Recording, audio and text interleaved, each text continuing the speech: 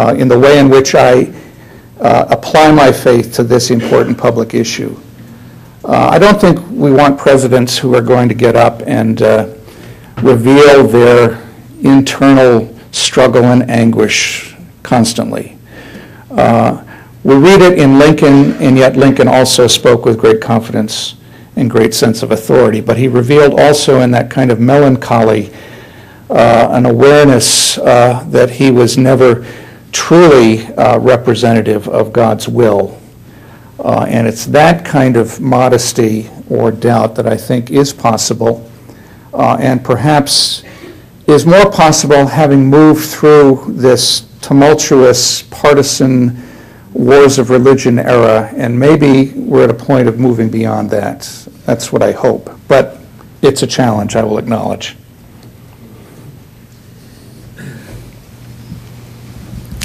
First, I would like to say thank you for all your previous comments on the questions. My question is, as a high school student, how are your views, or what are your views on taking faith, piety, and religion out of a school setting? Well, I think faith and piety are always available to young people wherever they are. If we think we can take God out of the schools, then we have a pretty small notion of God, that God can be so easily manipulated and maneuvered. God, in my belief, is very much present in all of the arenas of our life, including the school, and it's important for young people with faith to have that faith inform their life, inform their reflections on their future vocation, to inform the way in which they engage others. And it's appropriate for students to share their beliefs and share their understandings in the public school, even as they allow others to share diverse perspectives. I think it's the responsibility of the public school as a public institution to ensure the richness of our religious perspectives, that those perspectives are respected, are understood, are acknowledged, and we need to live out in the public school as a training ground the way in which we live out our faith in the public arena. So prayer for students can pray, but for a teacher to lead a single prayer for all, I think, is a violation, because it does not allow the diverse perspectives to really flourish, and can be a kind of intimidating act. So in the schools, I think we try to make faith present, understood, and reflected upon, and critiqued, and the diverse perspectives available, and we learn how to respect one another, so that together we can shape the common moral values that are so necessary for our country. Reverend Thomas, thank you for being here, and I thank the City Club for inviting you. As a member of the United Church of Christ, I've delighted in your leadership for some time. But my curiosity is, as a pastor, if we will inaugurate a new president, and no matter which of those two would be called to that office, if that person called you to that Oval Office and said, "Come share with me as a pastor," well, what might be your word to that individual?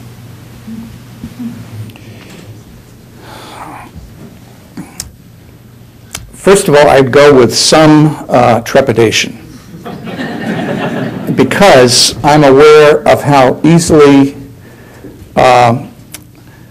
partisan politics has sought to manipulate and use the church. And I know how seductive it is to be invited into those august places, how easily you can lose your soul in the process.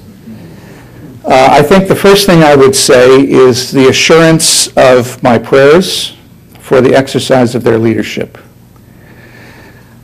regardless of whether we agree or not on issues, to assure them of my prayers, to thank them for putting themselves forward in public service. It is so easy today to demonize public servants And to be sure, some deserve it, perhaps, but not most. And to put yourself in public service is to often involve sacrifice, to expose yourself to intense pressures and to public scrutiny, and at times to vilification very unfairly. So I would thank that person, because public life, public service in this country is one of the highest vocations. And we have so demeaned it that I think it's important to remind people that there are those of us who are grateful to people who put themselves forward in this way. So prayers and gratitude, and then my promise to be engaged with that person to the extent it's possible, along with many others, in helping to shape the moral values that then inform the public policies of this country.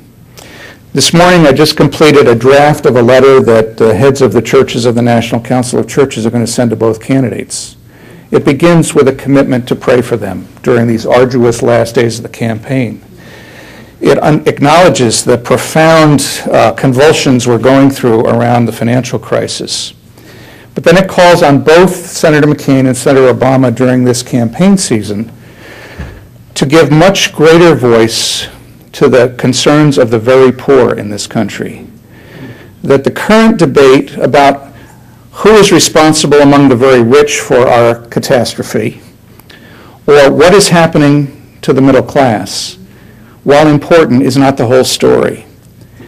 And that as people of faith, we believe there is a call for our public officials to speak much more powerfully and much more pointedly to the needs of those who have been poor before this financial crisis, who are now poorer with fewer resources available to them, and to speak about bailouts and recovery programs that address the issues of justice for the poor.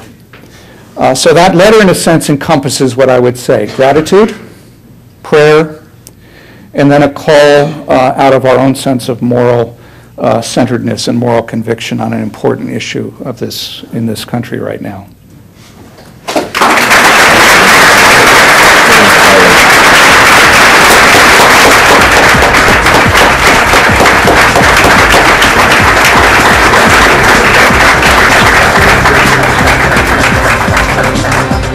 Today at the City Club of Cleveland Forum, we have been listening to the Reverend John Thomas, General Minister and President of the United Church of Christ. Thank you, Reverend Thomas. Thank you, ladies and gentlemen. The forum is now adjourned. For information on upcoming speakers or for podcasts of the City Club, go to cityclub.org.